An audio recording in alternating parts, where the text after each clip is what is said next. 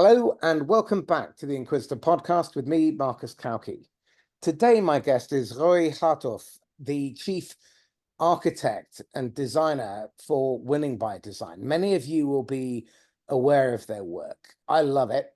A lot of my friends who share my view that sales should be more humane, it should be more predictable, more effective, and the idea that a 0.2% close rate to a 5% close rate is even remotely acceptable turns all of our stomachs.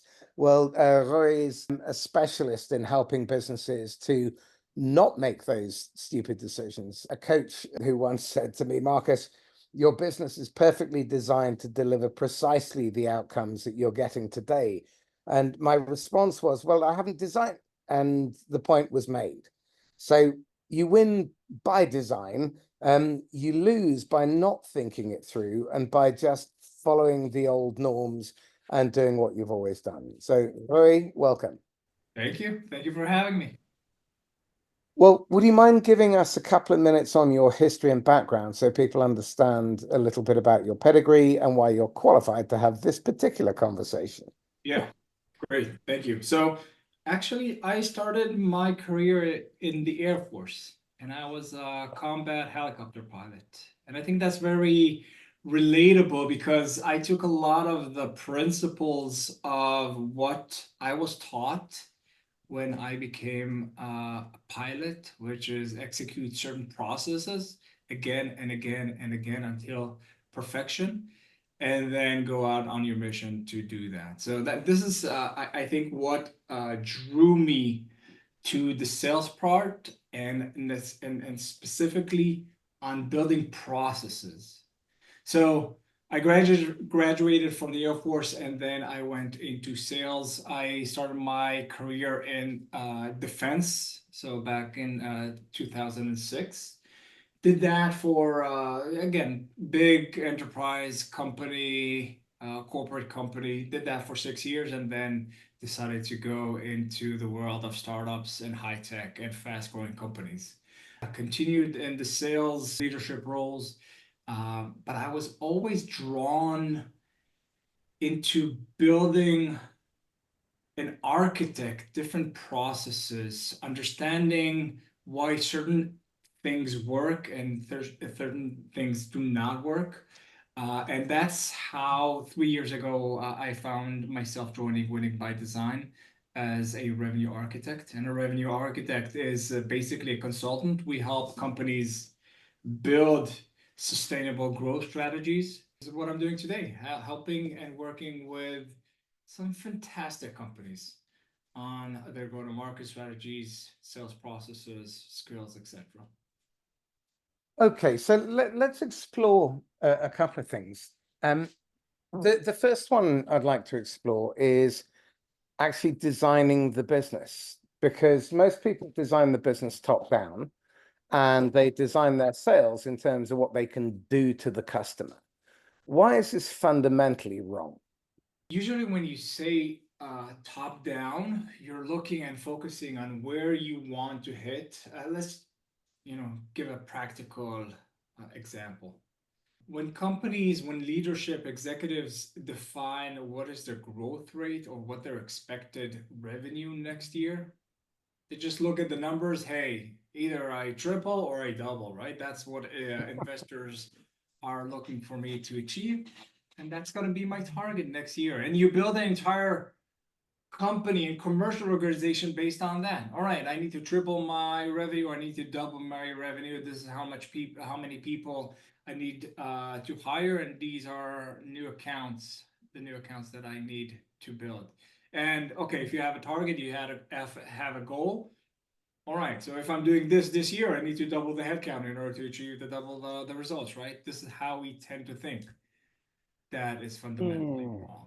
That seems to be very expensive and remarkably inefficient, because if you're doing it that way, that's like building your plan from where you're starting to where you want to end up instead of working backwards. That's right. Why is it that they're not building from the ground up, from the people who actually have to do the work? and get their input, because it seems to be that none of that seems to be important in many of these organizations, because you just have to look at the massive underperformance and the significant pressure that so many of these sales organizations are under. And the net result is the impact it has on churn. You look at the lifetime value of these customers, they're diminishing rapidly. I'd be surprised if the break even hasn't increased dramatically because of the increase in cost of sale. Yeah. And exactly that. Like the first thing that we look, or maybe the last thing, that's the underlying, it's the cost, right?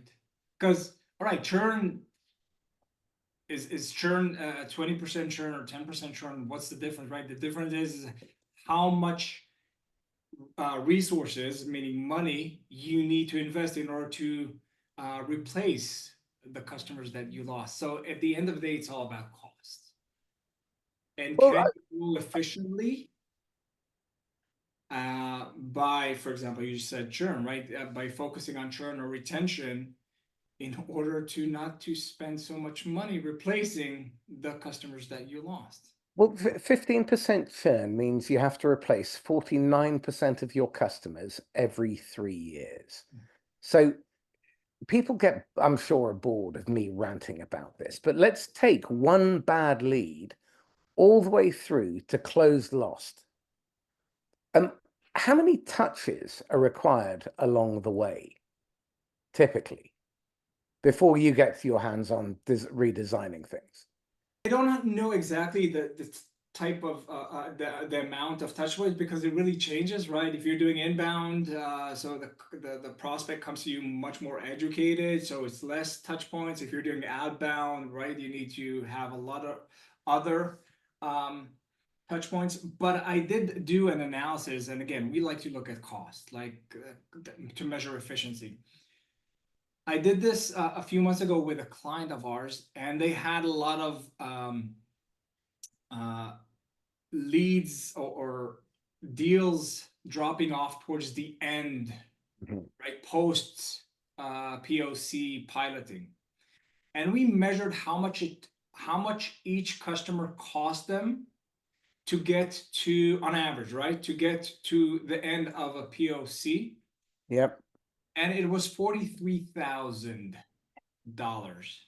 Yeah, that's It's an normal. extreme case, I think, because they were spending left and right on acquisition, and they were dropping off and not qualifying, good enough. But 43,000, and when we took that numbers and showed that to the sellers, hey guys, if you are taking a bad lead, as you started this question, all the way to the end of the POC, and you successfully finish the POC and they're still not converting, you're losing $45,000 on each one of those on average. Mhm. Wow. Well, Unsustainable. and in all honesty, that number really doesn't surprise me, because when you look at the hidden costs of sale and the friction that is entirely preventable, the perceived risk that is entirely preventable, and the amount of opportunities that go into closed lost no decision, because the salespeople are trying to do something to the customer instead of design their process to align with the customer to facilitate making the right decision. Because that's the only possible reason why any buyer will want to speak to a salesperson. They want to make the right decision, and they don't want to make the wrong decision. Mm-hmm. They don't want to make the right decision badly. If they knew how to make the decision and they were 100% confident in it, would they speak to a salesperson? Of course not. So that is our only job. We have no other function as far as the buyer is concerned.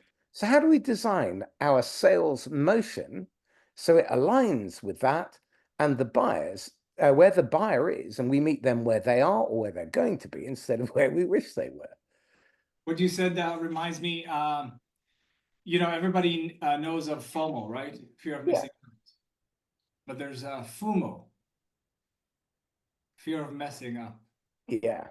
right? So people are more scared of messing up than they are of not taking a decision. And that's Right. something that we need to understand as sellers, as organization, right? Exactly that. Like, yeah. So Well, this then speaks to my research as well.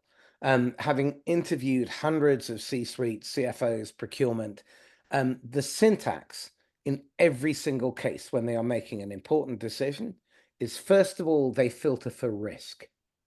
And they want to remove all risk. They don't want to reduce it. They want to remove it where possible. Reducing it is a very bad second option. If you can remove risk, that then in the brain removes uncertainty. And the brain's default setting when it is uncertain is to go to the worst case scenario. So it anticipates buyer's remorse if you create uncertainty in the sale. Which then brings me to the next point, which is the jolt effect research tells us that 31% of all pipeline generated in the SaaS industry was typically generated or ended up in close loss no decision because the seller misread a moment where their playbook tells them to try and handle objections. And again, I'd be really curious what you have learned through your design and through your research as to what we do as vendors, as sellers, that cause the buyer's brain to perceive us as a risk. And so we never even get to the next two filters, which are opportunity cost and then a very bad third, value. I think, first of all, if I try to answer that, it's the mindset. We were all taught, and even me as a young seller, hey, we need to manage the deal. Yeah. We need to take the buyer from left to right or from Buyer top. control. Buyer control. We're in control, right? And that's why we have deal management methodologies such as MEDIC, right? It's all about, when you think of it, it's all about the seller. Yeah, And it's the absolutely. information that is important for me. So Yeah. my mindset, by the way, it reminds me, when I was a young seller, I was introduced to Band. Oh, yeah. Yeah, go on. What, a young seller that just introduced to Band, what is the first question that you ask? Budget. What is the budget? How much budget have you set aside for this project? How much can I take from your pocket Exactly. without having delivered anything that's even remotely interesting, valuable, or timely? And it's not even, let's take it to the, like, we're selling SaaS. SaaS is affordable, right? All of us are utilizing tens of different softwares at any given moment, from Zoom to Gmail to whatever we're using. So everything is practically affordable. It's based on priority. And am I, as a seller, explaining why this is a priority for them? So the mindset of being seller centric to a customer centric.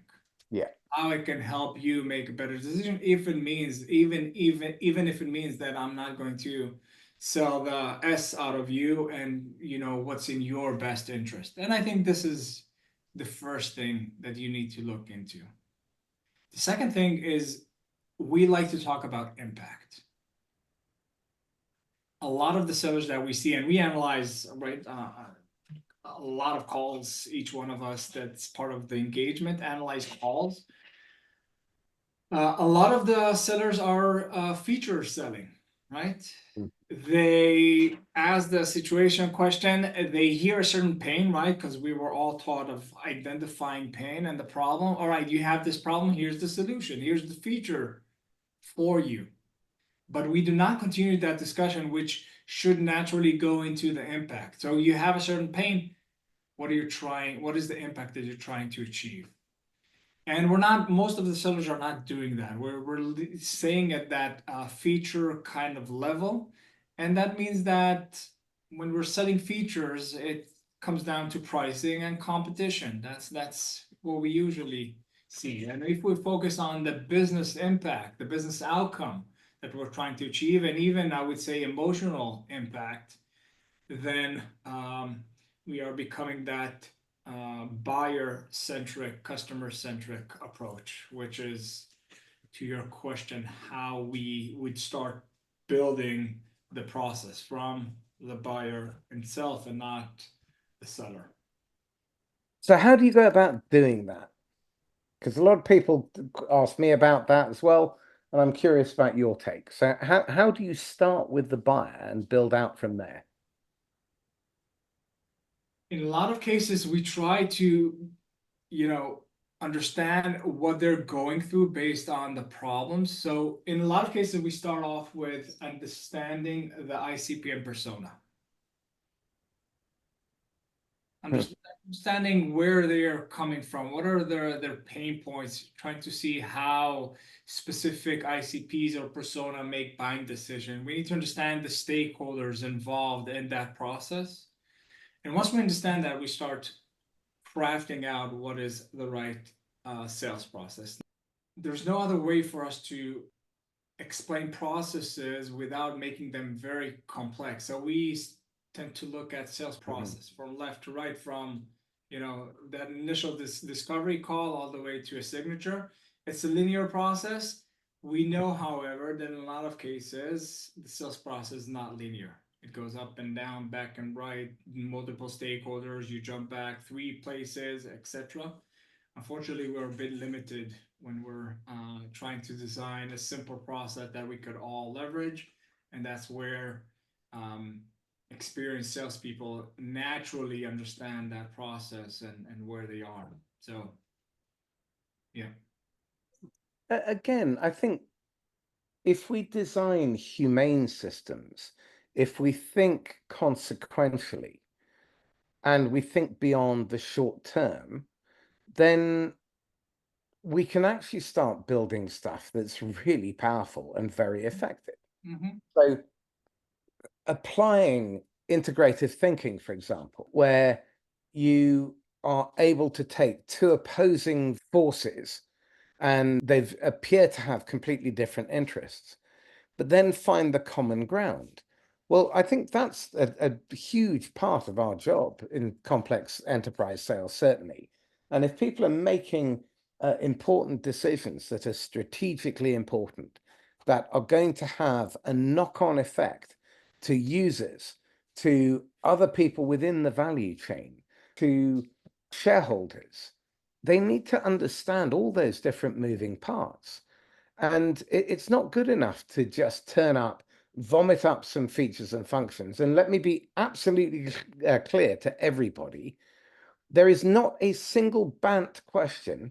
And as yet, I have to find anyone who delivers a MEDDIC-based question that serves the customer in advancing their understanding of their context, giving them clarity on their situation, empowering them to move forward to make the right decision. Because MEDDIC, like so many of these systems, are all about vendor control of the sale and the buyer. And no buyer wants to be closed handled, coerced, manipulated, or convinced.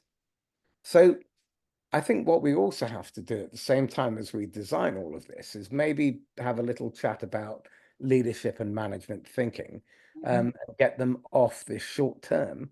How do we do that in a quarterly environment?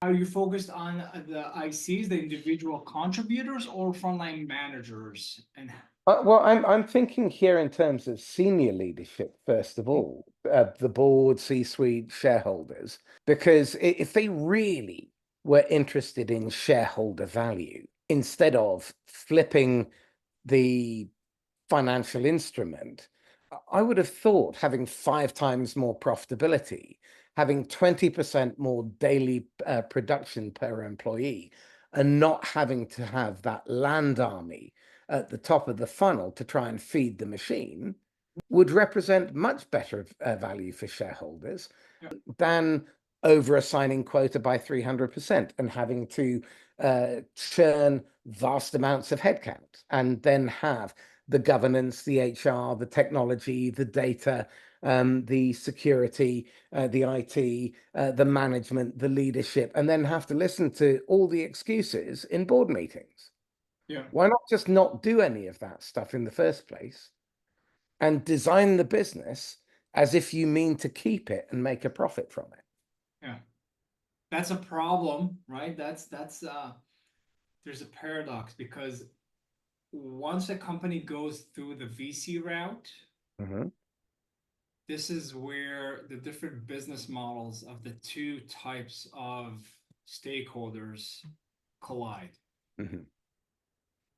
I would say two sides, sometimes it's the same side. Let's talk about the VCs. The VC's business model is to take somebody else's money invested in, let's say, startup companies, software as a service companies, and then 5 to 7 years return that 2 to 3 times X as the initial amount was. Mm-hmm. In order to do that, in order to lower risk, they want to do that. They want to give money and get it back as fast as possible. And we all know, right? They need one or two companies to be 20x, and the rest probably much lower, and the majority lose the money. Companies, however, should have a opposite or a different kind of goal because they have a different business model. They have different shareholders.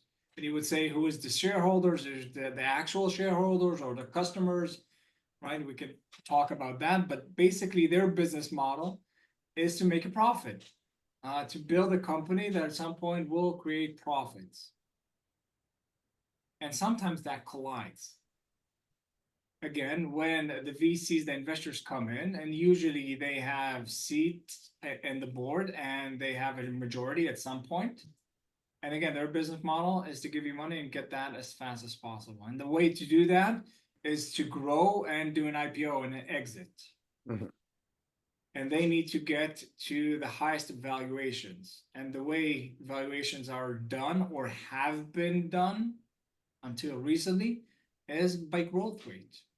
So the faster you grow, the higher the valuation is, which the investors say, hey, I want you to grow as fast as possible, which brings us to grow at all costs. Let's pour money at the top of the funnel to generate more leads, to generate new ARR, which increase the valuation of companies. And that in a lot of cases, as you just pointed out, goes against the goal of a company becoming profitable. Well, again, valuation is often affected by things like churn rate, CAC, cost of customer acquisition. And more often than not, the thinking, I think, is something that we should probably discuss. If we played the numbers game, which appears to be the leading management preference, then you're attracting a lot of TAM. You're not necessarily picking out the ICP only. Every lead that comes in, and this is based on actually old data, so it's going to be worse than this. In 2018, it took 33 to 46 dial attempts to get hold of an executive in cold calling. I'm seeing conversion rates of 0.2%. So they have to make 10,000 dials to get one customer over the line. Mm-hmm. That therefore represents a huge amount of unproductive work that doesn't yield contribution to the top or bottom line. In fact, what it does, it subtracts from the bottom line because it incurs cost and adds no value. So that opportunity cost represents a loss to shareholders. It also means that they have to then over-assign quota. There is always a very high churn rate, and the overemphasis on those metrics then tends to mean that the environment is hyper-stressed. At the end of the quarter, people then drag deals forward because they're under pressure from their management to do so. And that creates an extra tariff in terms of prospecting, and it becomes a vicious circle. My challenge to anyone who thinks like that is this. In a world where money was free, you could kind of get away with that. Money is now quite expensive by comparison. If you started with interest at zero, and now you're paying 5-8% on 100 million. That's a big hole because that comes out of profits. And many of these founders are under enormous pressure to meet these growth targets. But my question is this: the one person who matters the most has been forgotten, which is the customer. If you don't start with the customer and their job to be done, which is to get the outcome that they intended when they invested with you, then when we try and impose our two jobs to be done, one is to build a profitable business and the other is to satisfy shareholders, then we find ourselves in a very difficult position. But that's our job. It's to satisfy all three. Now, how do we do that by design? I think, first of all, understanding that these are your stakeholders is the first point. The second thing is to look at data and to look at what we are talking here. And we're throwing different statistics and numbers that we saw out there, but each company has to have an understanding of how their go-to-market teams, their commercial teams actually operate. A lot of the companies that we work with don't know that number, the cost of acquisition. They have a high level overview because just taking sales and marketing spend divided by the number of customers, that's the cost of acquisition, which is, it's accurate, but it's too high level, right? Yeah. We need to understand, like you said, SDR, when we're doing an outbound process, we need to look at how much that costs us compared to everything else that we're doing. Do we have both inbound and outbound, all these? So we need to look at the numbers in order to truly evaluate what's working and what we need to stop doing. Once we do that, we can start evaluating, okay, here's what we see, and this is sustainable or unsustainable, unscalable. How much time do you tend to find that sales organizations can recover when they look at what they should stop doing, what they can take out of their sales process that gets in the way? In a lot of cases, they don't recover. Like, look at the number of, and let's look at public companies, because that's, you just saw a few examples out there, the companies that were bought. We all seen the market cap valuation drop by 80 to 90% of companies. WalkMe was just bought at 1.5 billion, and 2 years ago they were worth 3 or 4 times as much. So these companies, and WalkMe, I don't think they were ever profitable. In a lot of cases, it's too late. There are predictions that, based on Room, the platform that tracks the fundings, in 2022 there were 1,200 software as a service unicorns, private ones. Usually these companies do an IPO or exit in a matter of a year or two, but we haven't had any IPOs, right? Because now companies need to actually provide a profit to do an IPO, or at least show a path to becoming profitable. There are hundreds of companies out there that will not be able to do that switch. It's too late for them. They've built an entire engine that has very high cost, and transitioning and focusing on the customer, focusing on retention, etc., just won't do it for them. So is that part of the reason why Warren Buffett is saying that he thinks that 40% of the value of stocks is going to evaporate? That's part of it, yeah. Wow, interesting. And with the advent of AI, lots of people applying old thinking to this new tool in the same way that they did with the fax and the mobile phone and SMS and everything, and email and everything else. And very few people seem to be using AI especially effectively at a granular level down to an individual salesperson. Because I mean, my inbox is getting what, 40 bad messages a day. And the pattern is, you can see the pattern of who they've been trained by or who they've read, because you get so many of them. Professional buyers see all of the tactics that we teach in techniques training, your negative reverses, your porcupine closes, and all of that rubbish. And they know when they're being played. And this, I think, is part of the problem that we've got, because buyers are so savvy to the bad technique and the overemphasis of technique, over creating real human relationships that allow or that empower buyers to get their job done. That's why they come to us, for no other reason. And the idea that they care about our share price is insane. None of your employees care about your share price unless they have shares, because they're not the ones benefiting from it if you're a private company owned by a VC. So the idea that people are motivated by shareholder value, shareholders are, I get that, but no one else is. And we have to integrate all of them because we need them to deliver the shareholder value.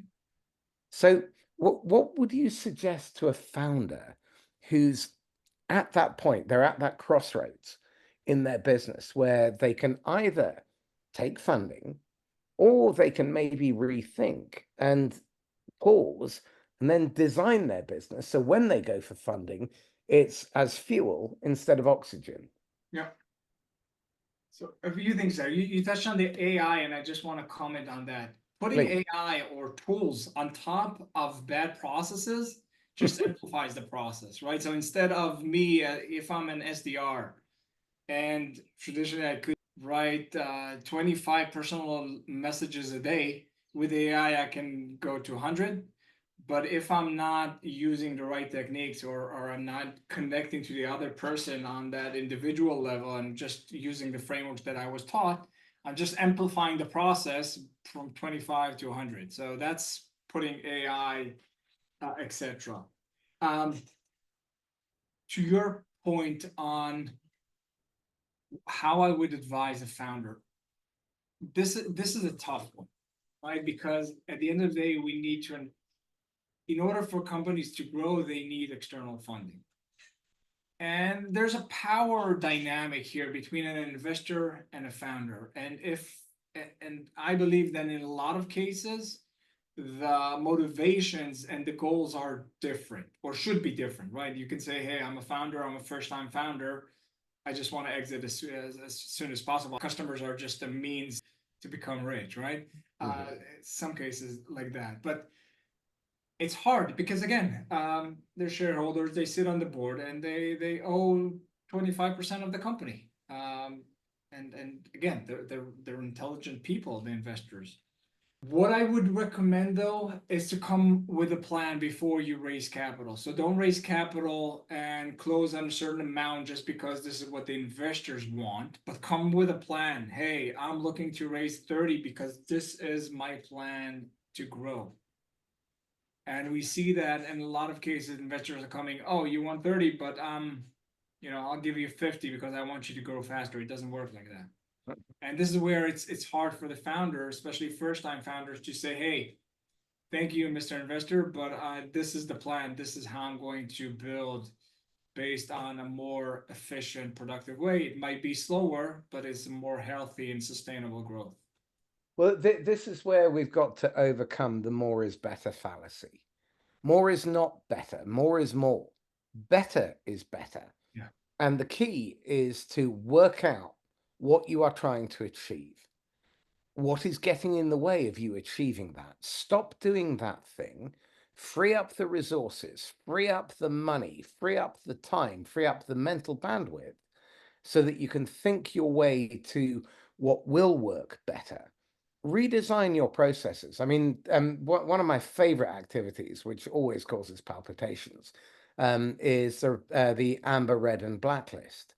If any process fails to deliver the intended outcome, 20% or more of the time, i.e. only has an 80% success rate or worse, then I want to triage that, because that to me suggests that there is room for improvement. If it's between 50 and 80%, it goes on the amber list. If it's between 5 and 50%, it goes on the red list. And then if it's below 5% or worse, it goes on the blacklist. The amber list, basically within 3 months, we need to have a 75% improvement. The red list, within 1 month, we have to get up to 80%. And the blacklist, we stop doing immediately. We do not do another thing. We cancel the contracts, we stop spending money, and then we redesign the process so it delivers 80% of the time the intended outcome. Now, that doesn't mean the individual component does, but if I start a sales motion, I want to know that 80% of them end up being viable prospects who then end up converting or being a clear future next step. If I design my process like that, then it puts the onus on me to be very different. So, for example, I might start looking for customers for life instead of people I can transact with this month. I show up very differently. My pipeline focuses on people who will convert over the next 6 to 36 months and become actively looking in that period, not people who are going to convert in the next 0 to 6 months. On the black part, stop doing what doesn't work. You'd be amazed how hard it is. No, I wouldn't. We were all taught, let's experiment, let's fail fast, try different things. But stopping what doesn't work, that is so hard. Where I get into clashes with CEOs, there's one recommendation that keeps on coming up. So a lot of our companies, I don't know for what reason it is, but they're trying out different things, and a lot of them say, hey, we want now to go into enterprise. Yeah, that's we want to go whale hunting, bigger deals, of course, longer lifetime value, higher cost of pursuit. in a lot of cases it doesn't work. So they land 2 enterprise accounts, and for them that's a sign, okay, that's working, let's continue to go chase after enterprise. And when I come in and I start asking questions, do you have an internal, and we're talking about earlier stage companies, do you have an internal legal team that can actually review the contract? Because selling into enterprise, you probably take their contract. Do you have a security team that can go over due diligence by an enterprise account to make sure that their data is safe? And so on and so on. And usually what I hear is, no, we don't have that. We have an external legal team and security. Yeah, our chief technology officer gets on those calls, sucking away from their time. But we're very lucky. Yeah, we're very lucky to have that, right? And then, so in a lot of cases, my recommendation to the CEO is, hey, stop doing enterprise. You're not ready. Yeah. And this is where usually it's like, how can you say that? I have 2 successful customers. This is an indication that we're ready and we're valuable to these types of customers. And I'm like, no. In a lot of cases, it causes friction with my customers, because stop doing what doesn't work is really, really hard. Well, and the sunk cost fallacy. And in Buddhism, the Buddha talked about attachment being the root to all misery. He was bang to rights. I mean, 3,000 years ago, spot on. The reality is that as human beings, we are very easily misled by our perception rather than by having perspective. And as a result of that, we have a tendency to over-assign far too much value to stuff that actually we shouldn't be attributing that value to. So, for example, cold outreach. I understand the logic of it, but when you have a 0.2% conversion rate, that means 99.8% of your activity was wasted. You spent that money, those people's lives were sucked up pursuing something that could not, would not, or should not ever have been in the top of your funnel. So the most obvious question then is, how do we not attract non-ICP prospects? How do we sell hot, not cold? How do we get invited in through the front door instead of having to swim through a crocodile-infested moat, climb up a wall while they pour fiery oil on top of us, saw through a barred window, and then take someone hostage so that we can tell them about our features and functions? It makes more sense to get invited in through the front door, doesn't it? It reminds me of a discussion that I had this morning with a client. We've been back and forth on SDR specifically, and we came to a conclusion that the most logical step for us to do is to do a certain process that means integrate a new process that means that we will have twice as much SDRs as we need. So the current SDR team, we can reduce it by half if we do a certain change. And I'm like, great, we're making progress. We finally reached an understanding of how we can improve.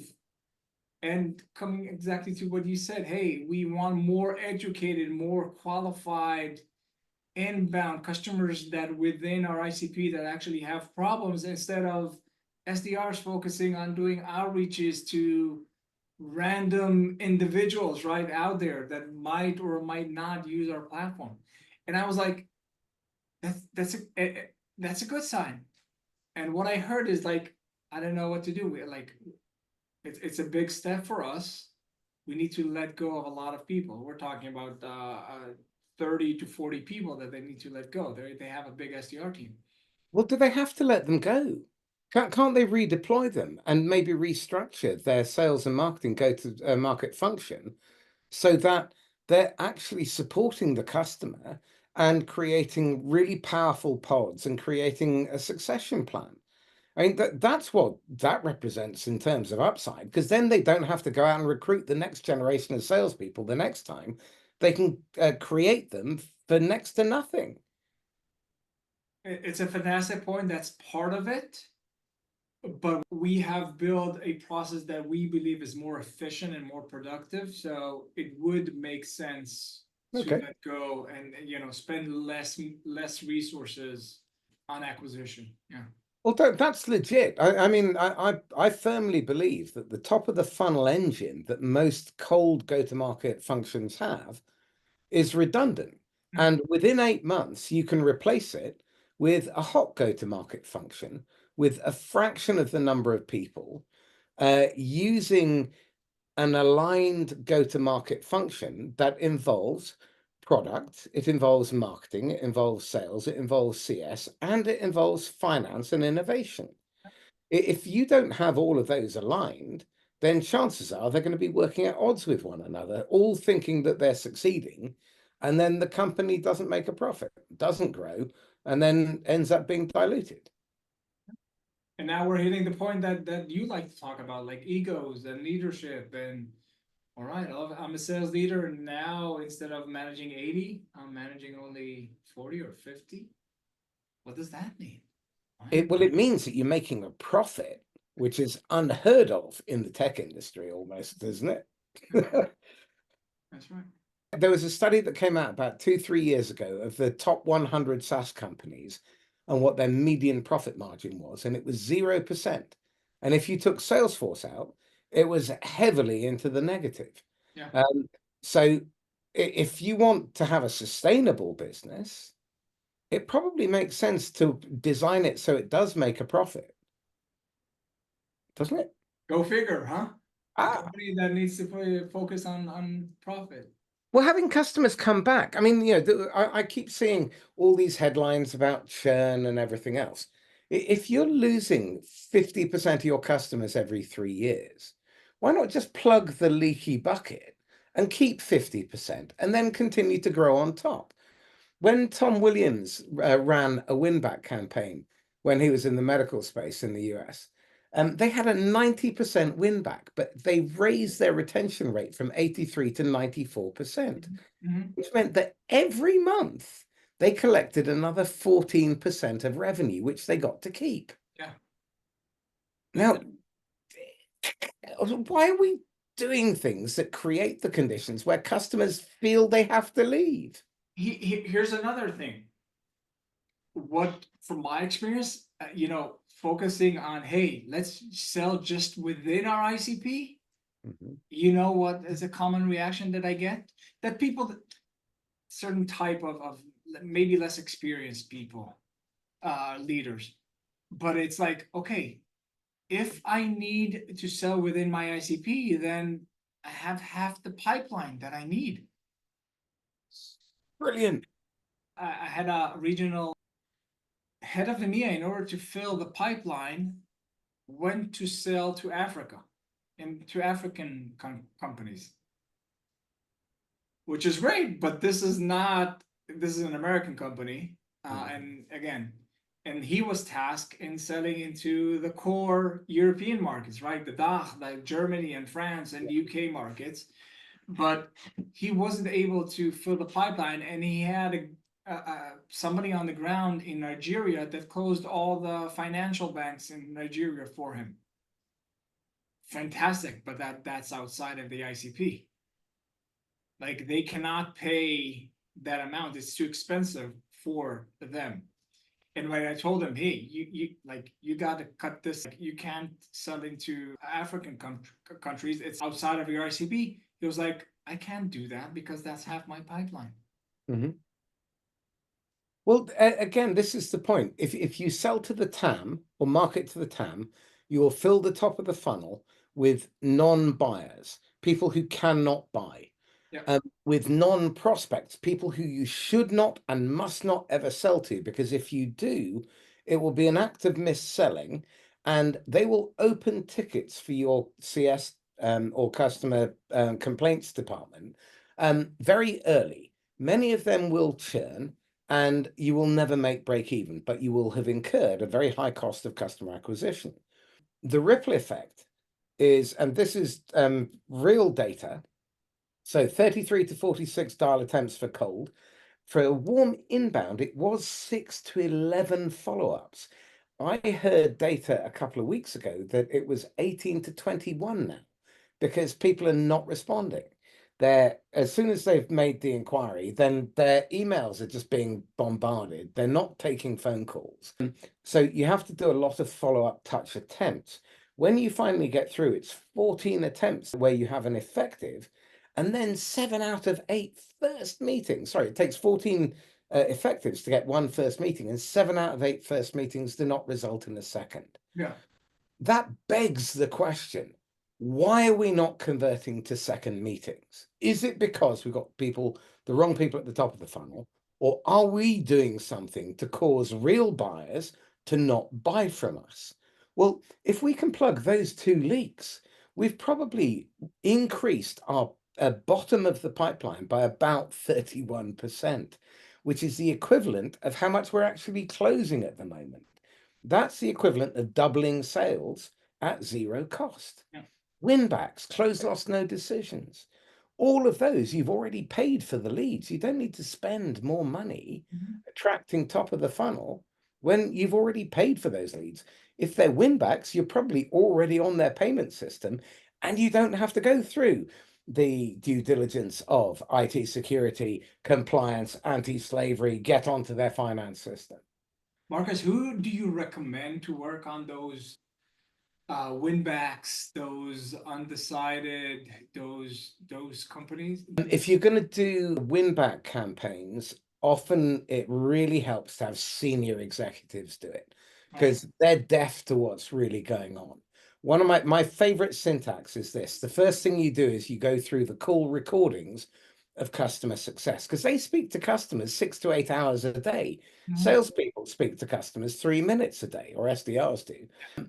So they've got hours and hours and hours of small data. It's the throwaway comment.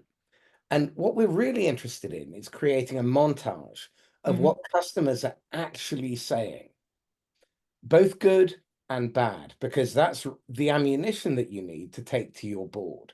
So this is where the CRO or the head of sales needs to partner up with CS.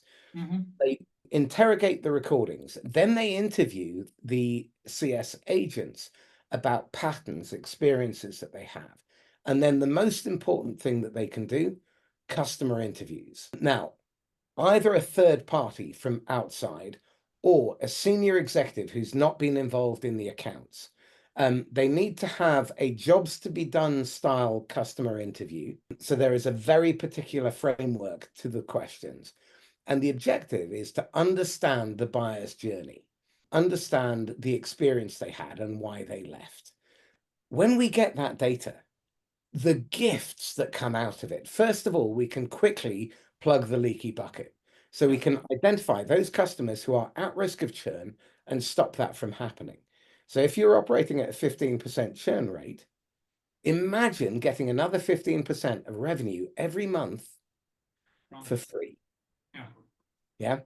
And when you do that, it gets even better, because once you've got that data and you've run it for about 4 months, you're starting to get instant pipeline with a 26% win rate. But now you take that to your channel partners, because now you can scale. If you want rapid growth, apply the lessons from Winback, which tell you about problems with the product.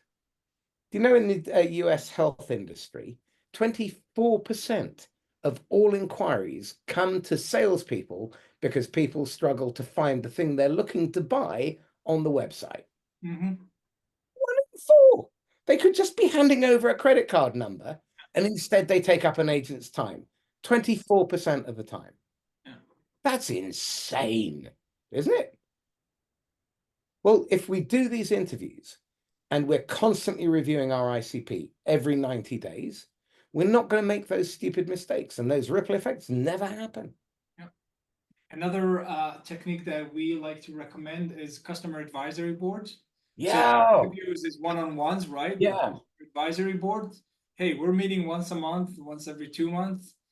In exchange, you're getting, whether it's you just want to support the cause, the company, because you like engaging with us, or we give you Amazon gift cards or whatever it is, right?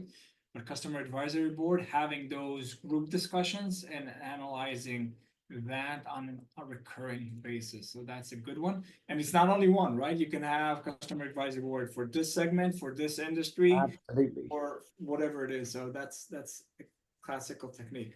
One other thing that, when we're talking about the win backs and etc.,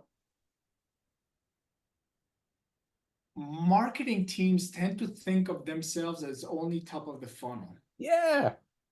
They're not. Anything that touches the customer is marketing. That's right. Anything. I remember back in business school, and I didn't understand that at that time. Our professor told us that sales is one part of marketing. It plugs into the marketing team. The marketing team should have a complete view of the customer journey, and sales is only one part of that. And as a seller, I couldn't.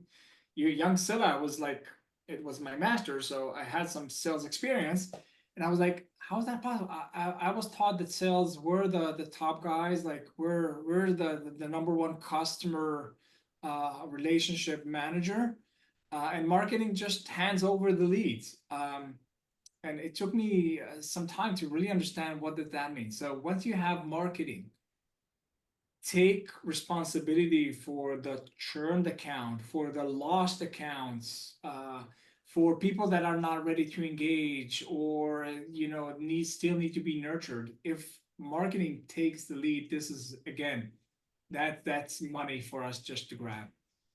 But again, we now have the friction and the structural tension between sales, marketing, and finance. Marketing and IT and finance.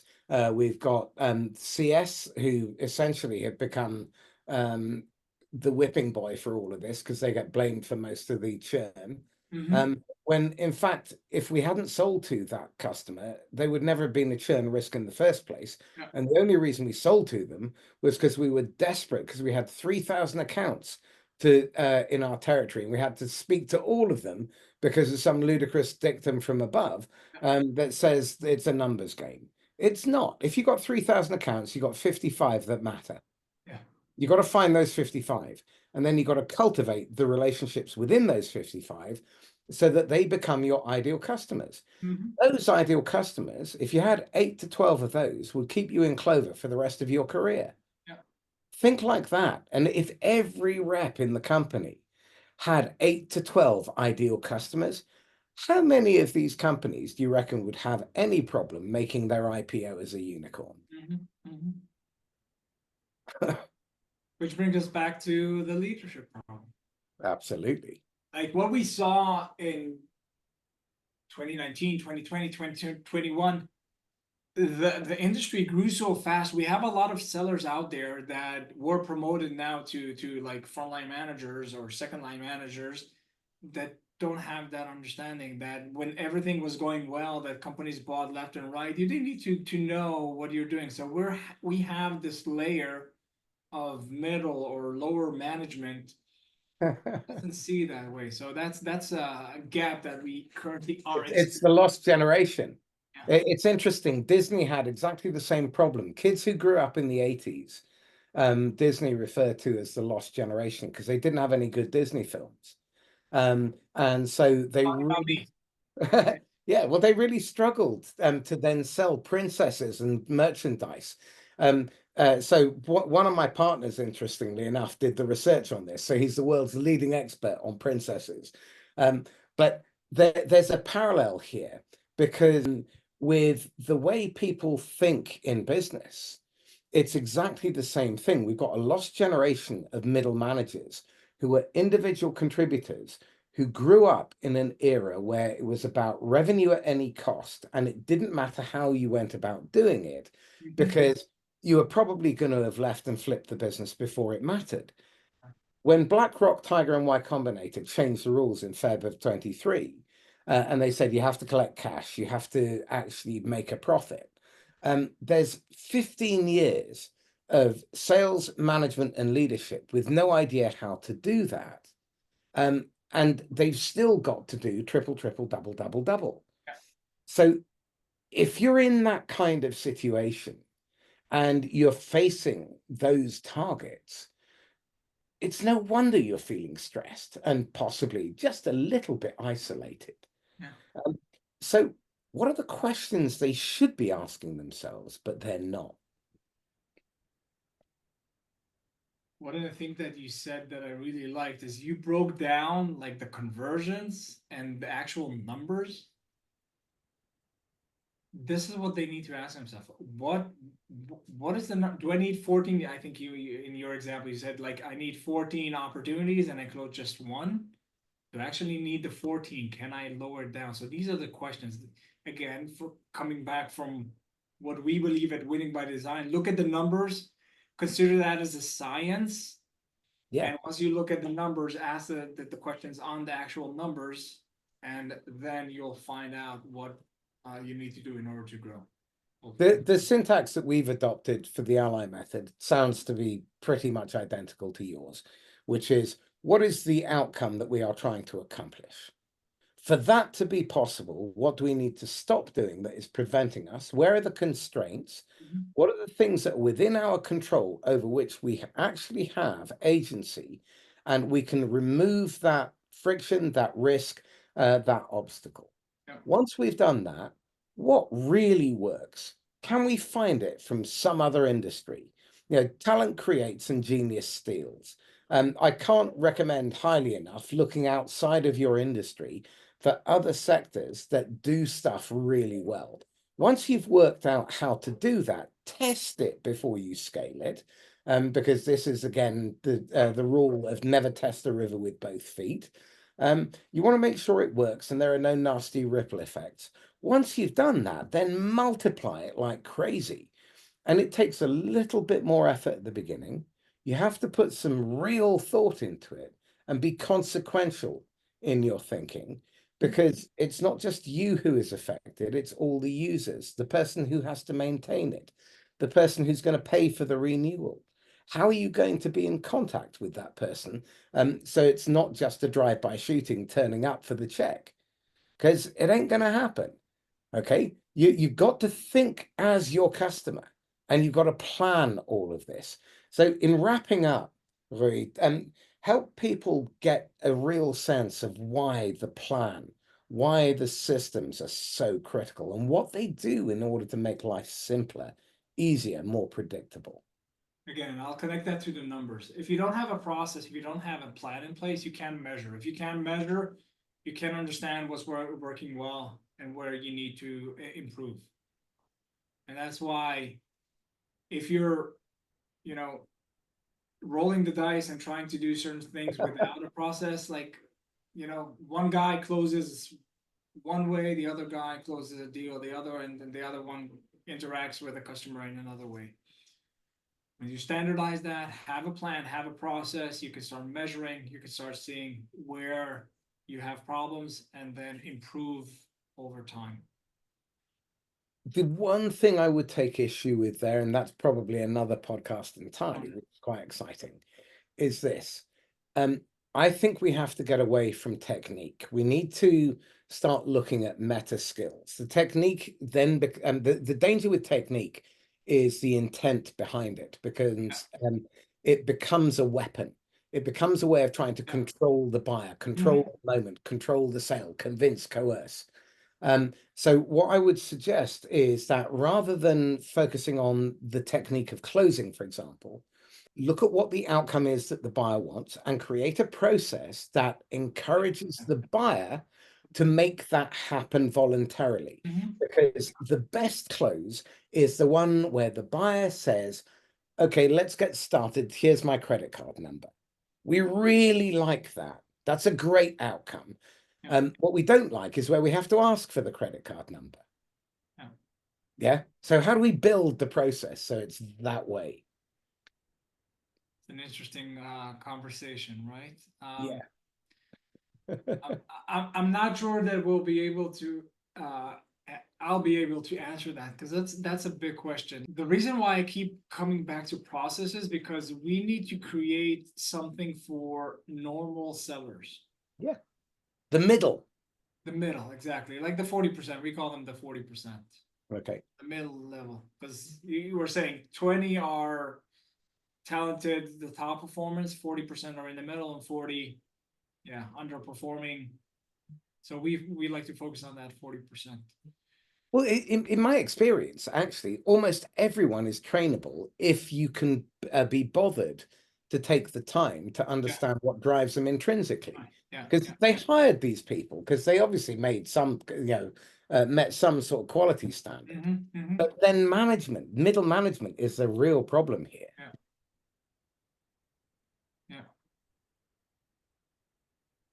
Roee, this has been fascinating, and I hate to end it now, but I'm conscious that you probably have other things on. I would love to have you back, because I think this is a really powerful discussion. I think if the audience hasn't got value from it, I'd be amazed. Excellent. So how can people get hold of you? LinkedIn, Roee Hartuv, Roee Yep. Hartuv, Winning by Design. Feel free to reach out. And what are the books that you guys have published? Because there's some So brilliant. the recent book is called Revenue Architecture by our founder Jaco, explaining the models that govern recurring revenue businesses. Our mission at Winning by Design is to standardize how recurring revenue businesses operate, and the book is our understanding, based on working with hundreds of companies, how those principles and models operate in recurring revenue businesses. Highly recommended read as well. I've just started it. Exceptional. And the work that you guys do, the models, check out Winning by Design. I mean, they really do know their stuff. And if you look at the people who are developing predictable pipeline, the ones who are delivering revenue certainty, they have systems and processes in place which they can replicate. They adopt the scientific method. They experiment. They do everything in small sprints. They don't do stupid things like suddenly drop a system on and then expect everyone to go with it. They test it. And this is the whole premise behind this idea of architecting and designing your business. If you want to get the result that you want, you have to design that. It doesn't happen by chance. Hope is a terrible strategy. Luck is cumulative, but luck is preparation meeting opportunity. And what we are all about over at the Ally Method and Principle Selling is all about tapping into the eighth and ninth wonders of the world. The eighth wonder of the world is compound interest. Those who understand it earn it, those who don't pay it. And the ninth wonder of the world is the human superpowers of communication and cooperation. If you can combine those two things, you can build an absolutely rock solid pipeline, but a hot pipeline that starts with close rates north of 20% and goes up north of 90%. Sales cycles a third of the time, 80% higher lifetime value, a fraction of the cost of customer acquisition. So that's what the Inquisitor podcast will be all about this year. It's the mistakes we as sellers make that cause buyers not to buy, because you absolutely have 100% control over that. And if you stop doing those things, you will free up time to actually think about designing your business properly. So without any further ado, happy selling. And in the meantime, stay safe. Bye-bye.